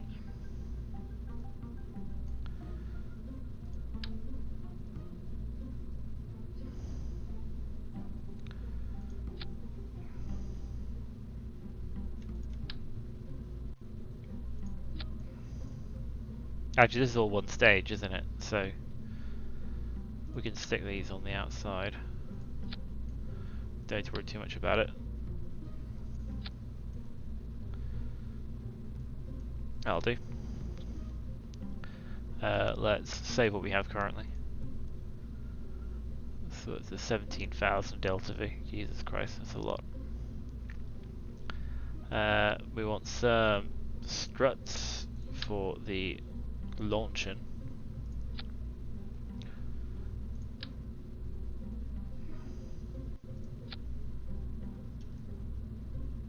Should we sense if that's actually connected to here?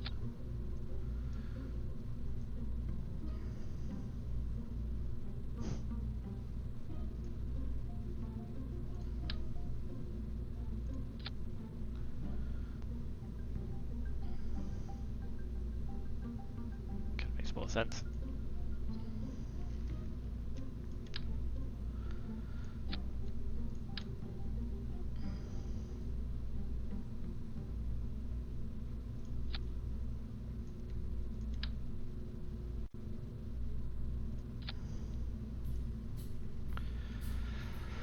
Okay, so yeah, 1.57. This thing apparently has no delta V. I find that hard to believe. Stage 7.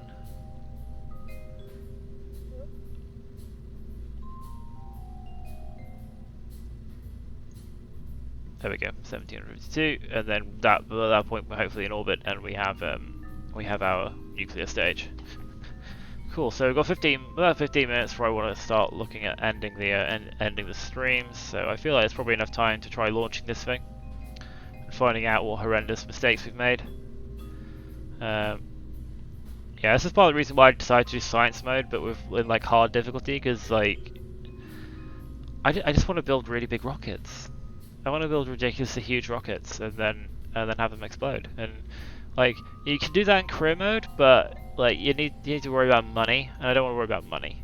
Like this Kerbal takes place in a post-capitalist utopia, in which like all the planet's resources are about throwing little green men at ridiculous speed in different planets. Right, let's see if this thing flies.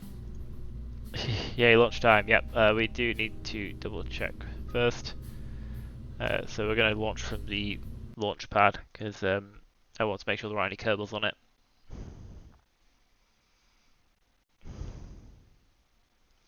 Because this is going to be a unmanned. Wait, let's go to sunrise. Let's go to the Dres Lander. We are not sending any Kerbals today. We're sending it unmanned. And let's change the flag because it's a test. Where was the experimental? There we go. Experimental engineering. This is our test flight. We're going to be taking this to the Mun, and again testing the lander there with the plan. Actually, did I we can check this. We can check the staging on the pad. I forgot to check when the fairing etc. on the upper stages, because the fairing should go after the triple, like the side nuclear boosters.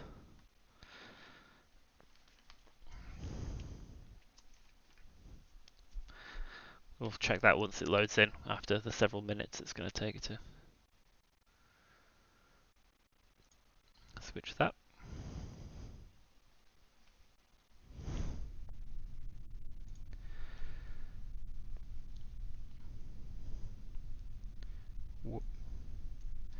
Launch clamps are turn on SAS, and I didn't add any solar panels or anything to the outside.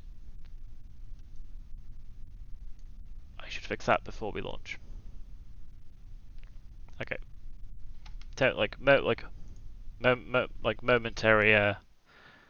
Momentary delay, because the nuclear stage is going to be like in space for a while. I need to put some solar panels and communication on that stage so that we can. I forgot to do that. And I'll also check the staging as well in the VAB, and then we'll just launch straight from the VAB because it's daytime now, and I'll just make sure I don't put any Kerbals in it by accident. Right, VAB. Sorry, I forgot to do that. Otherwise, yeah, you'd end up just having it have it sail past the destination planet, unable to stop it because it'll run out of power.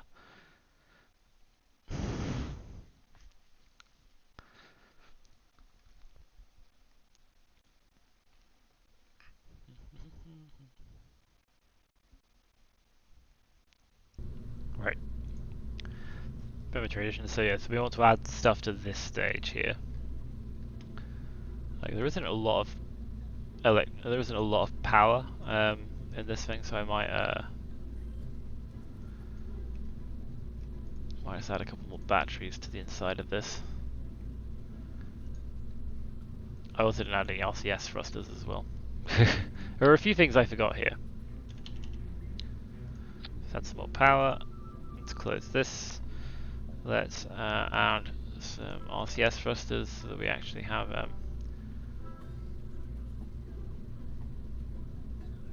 let's try some of these. Let's give it full symmetry.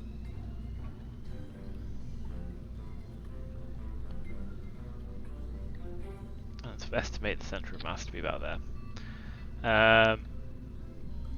Yeah, be fine. Then we also want to add some solars.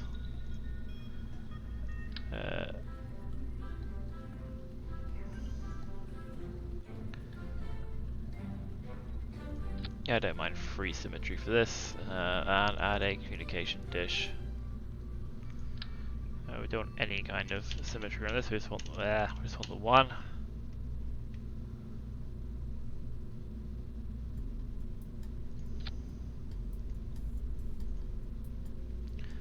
Cool. Let's just quickly go to action groups, and then the default one will be our main ship, which will be just custom 10 to toggle this and toggle these so that we have some energy generation. Let's double check our staging. So these go, this goes, then the top bit goes, and then yeah, okay, cool. Staging is fine. Save, check crew, no crew, launch it. Okay, for real this time. For real, we're actually going to launch. And hopefully it won't career into the VAB, which has been known to happen.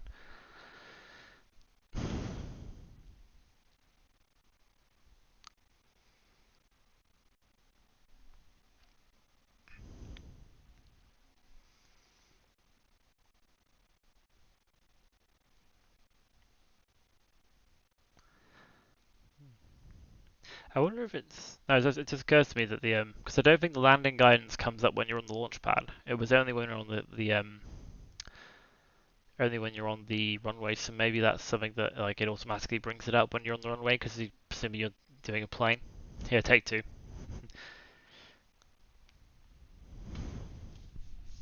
Right. Oh no, landing guidance is there. Never mind. Just really wants me to land somewhere. There must be some sort of config option to stop that from happening. Right, cool. Right, so let's get a reasonable view. Turn on SAS. We think up is up, which is good. Made that mistake before. Let's just get ourselves ready to go.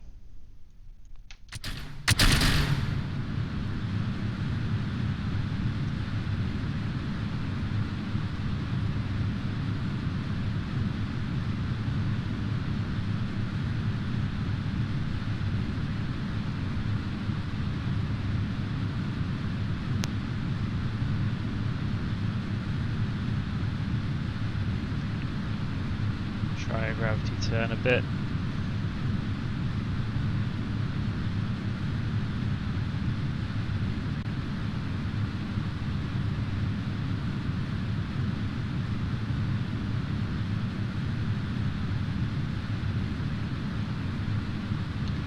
I have a feeling we might end up losing our fins a bit earlier into this launch than I was anticipating.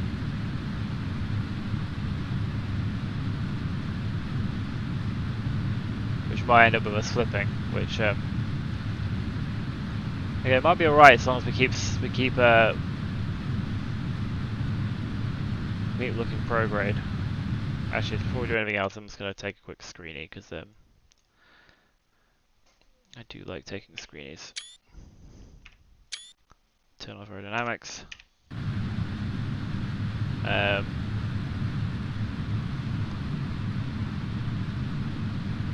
Okay, we are coming up on a minute from apoapsis. So let's just turn this right down. Up a bit. Down a bit.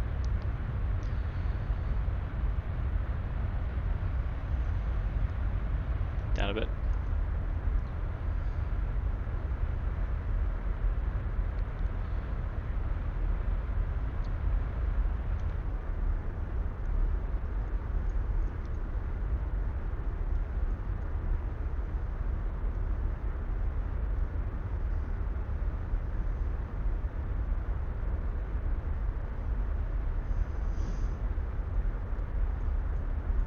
Again, I'm hoping we're going to be enough out of the atmosphere by the time we lose these fins that it won't be a problem.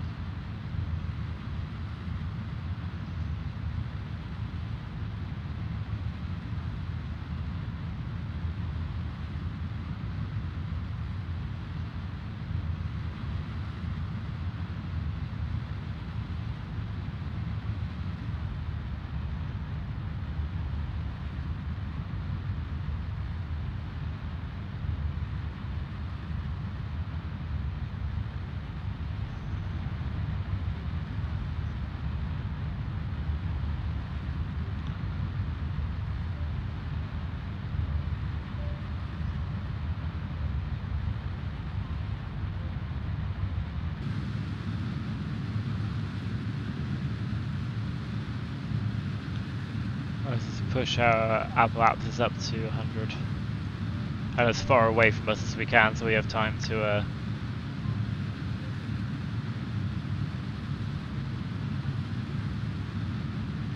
we are. Right, let's just for ease, I'm just going to do this maneuver planner to circularize adaptasis create node. Cool. Oh well, we have a bit of little bit of fuel left over. Again, we got like loads, so.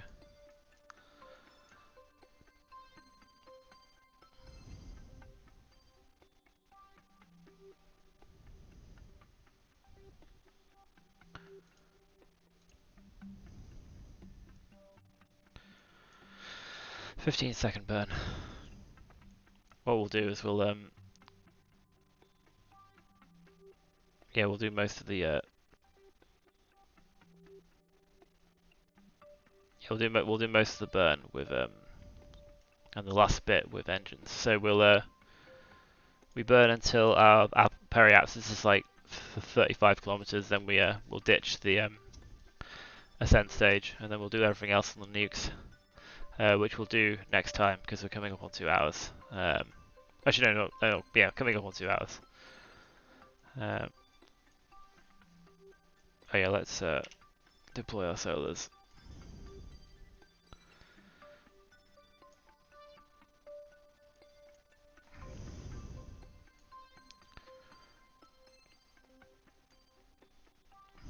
Cool. Right, 36 seconds. Let's queue ourselves down to 7 seconds.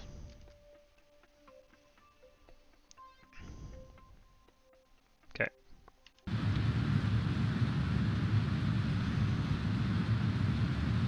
So periapsis up to about 35-40 kilometers. 52 will do. Then we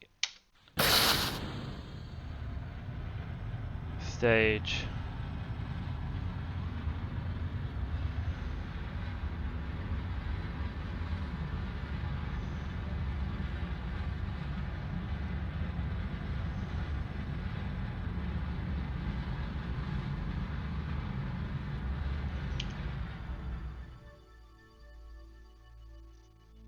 Oh wow. I haven't ever had like the nuclear engines take time to power down before.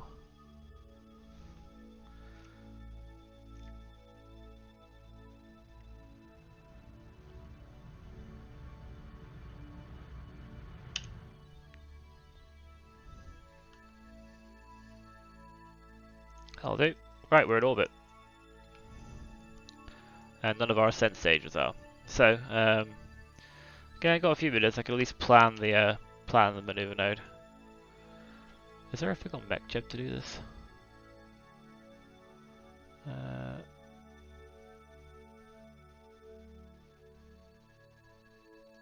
Maneuver planner.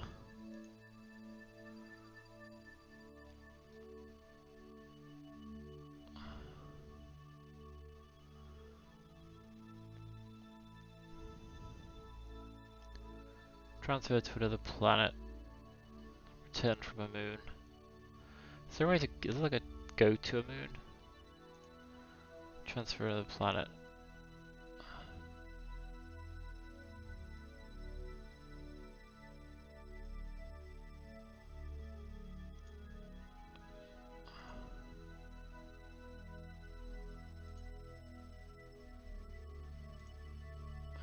So I don't know what these are.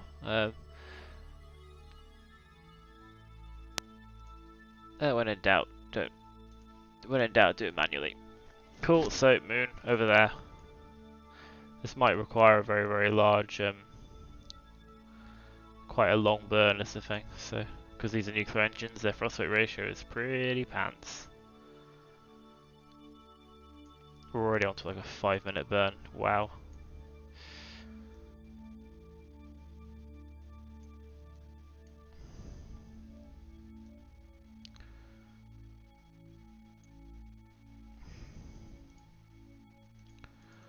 Downside of these nuclear engines, 6-minute burn. What's our periapsis there? Oop. We end up hitting the moon. Let's scale this down.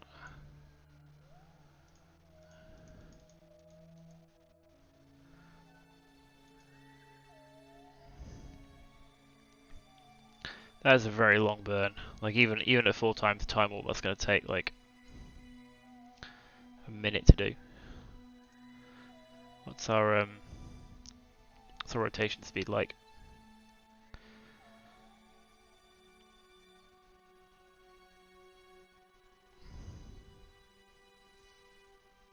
Not too bad.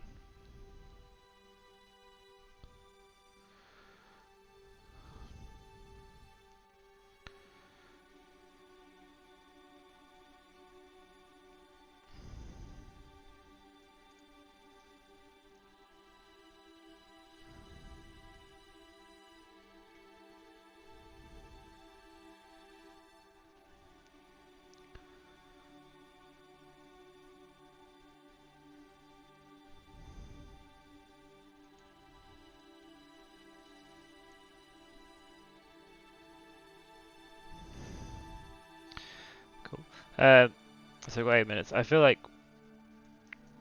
yeah, I mean we're just passing 8 o'clock, so I feel like that's probably the evening for me. So we're 8 minutes away from this. So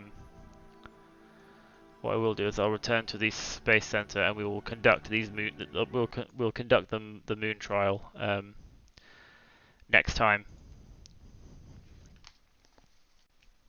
with that ridiculously long burn time.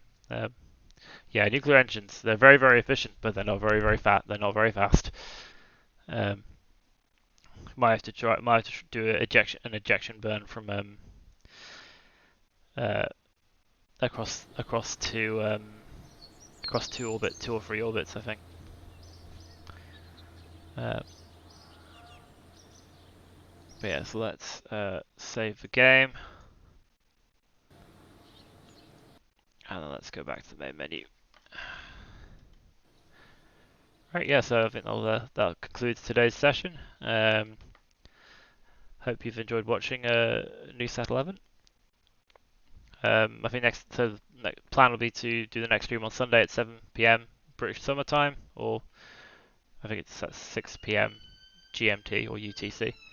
Where we'll do the moon trial of that lander, and assuming the moon trial is successful, we will launch the actual one that's going to go to Dres, and then we need to do another communication satellite set for Dres, and yeah, then we're actually ready to sort of launch crew to these ships and try launching them on their interplanetary missions. Which obviously it's been several hours of prep work, but yeah, thanks for see you next time, Noose.